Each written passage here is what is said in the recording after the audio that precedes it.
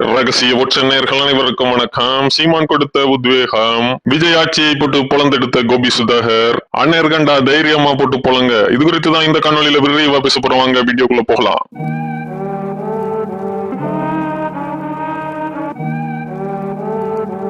தமிழ்நாட்டின் ஒரு இருண்ட ஆட்சி காலம் அப்படின்ட்டு நம்ம குறிப்பிட்டா அது 2021 to 26 திமுக ஆட்சி காலத்தை தான் சொல்லணும். ஏன்னா அந்த அளவுக்கு கருத்து சுதந்திரத்தின் கழுத்தை நெரிக்கக்கூடிய வேலைகளை மிக தீவிரமாக ஆளும் திமுக செய்துட்டு இருந்துச்சு. தங்களுடைய பிராக்சிகளை வைத்து பல்வேறு இன்ஃபுளுசர்களுடைய வாயை அடைக்கக்கூடிய வேலையை திறம்பட செய்திருந்தாங்க. அவர்கள் ஆட்சிக்கு வந்த பிறகு சாட்டை துரைமுருகன், மாரிதாஸ், கிஷோர் கே சுவாமி அப்படின்ட்டு அரசை விமர்சிக்கக்கூடிய பலரையும் சிறையில் தள்ளி இனி எங்களை விமர்சிச்சா இதுதான்டா அவங்களுக்கு நடக்கும்ங்கிற ரேஞ்சில ஒரு மரண பயத்தை காட்டி வச்சிருந்தாங்க. ஆனா அவை அனைத்தையும் செய்தா நம்ம மக்களிடம் இருந்து தப்பிடலாம், நம்மளை யாருமே விமர்சிக்கலன்னா எப்படி மக்கள் நம்ம மேல கோவப்படுவாங்கிற ரேஞ்சில தங்களுடைய கண்களை தாங்களே கட்டிக்கொண்டு ஒரு மாய உலகத்துல வாழ்ந்துட்டு இருந்தாங்க. அதன் காரணமாகவே மக்கள் அவர்களை செருப்பால் அடித்து 2026 தேர்தலில் தோல்வியை பரிசீலித்து வீட்டுல உட்கார வச்சிருந்தாங்க. சோ இப்படிப்பட்ட சூழல்ல இப்போ நடிகர் விஜய் அவர்கள் முதல்வராகி ஒரு மாத கால ஆட்சி நடந்துட்டு இருக்கு. ஆனாலும் திமுக மாதிரி ஒரு கருத்து சுதந்திரத்தின் கழுத்தை நெரிக்கக்கூடிய வேலையை அவர் செய்கிறாரா அப்படின்னா அதுக்கான ஒரு சில வேலைகள் தொடங்கப்பட்டிருந்துச்சு. ஆனாலும் மக்களிடம் இருந்து கடுமையான ஒரு எதிர்ப்பு வந்த காரணத்தினால் இப்போ அதுல கொஞ்சம் பின்வாங்கி இருக்காங்க அப்படிங்கிறது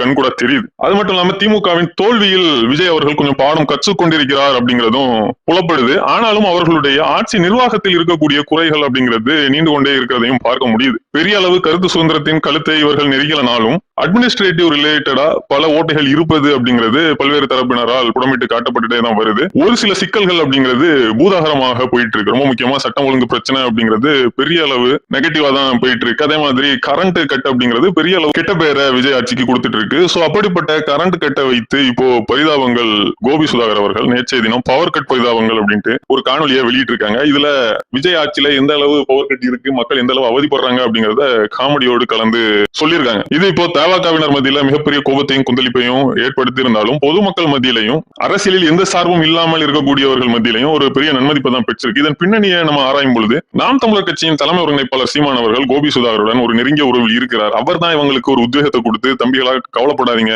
உங்களுக்கு எந்த ஒரு பாதிப்பும் இருக்காது, அண்ணன் பின்னணியில இருக்கேன், நீங்க கருத்து சுதந்திரத்தோடு செயல்படுங்க, உங்களுக்கு தோணக்கூடிய கருத்துக்களை தாராளமா உங்களுடைய காணொலிகள்ல சொல்லுங்க, எந்த பிரச்சனையும் வராம அண்ணன் பாத்துக்கிறேன் ஒரு உத்வேகத்தை கொடுத்ததாக சொல்லப்படுது. அதன் பின்னணியில தான் இந்த அளவுக்கு ஒரு காரசாரமான காணொலி வெளிவந்திருக்கு அப்படின்ட்டும் அறிந்தவர்கள் சொல்றாங்க. இது எப்படியோ தமிழ்நாட்டு அரசியல் களத்துல யார் ஆட்சியில் இருந்தாலும் ஆட்சியாளர்களை விமர்சிக்கக்கூடிய ஒரு கருத்துரிமை அப்படிங்கிறது எப்போதுமே பாதுகாக்கப்படணும். அதற்கு எதிர்க்கட்சியினரும் இந்த மாதிரியான படைப்பாளிகளுக்கு உறுதுணையா இருக்கணும் அப்படிங்கறத அனைவரோட எதிர்பார்ப்பாகவும் இருக்கு. நன்றி, வணக்கம்.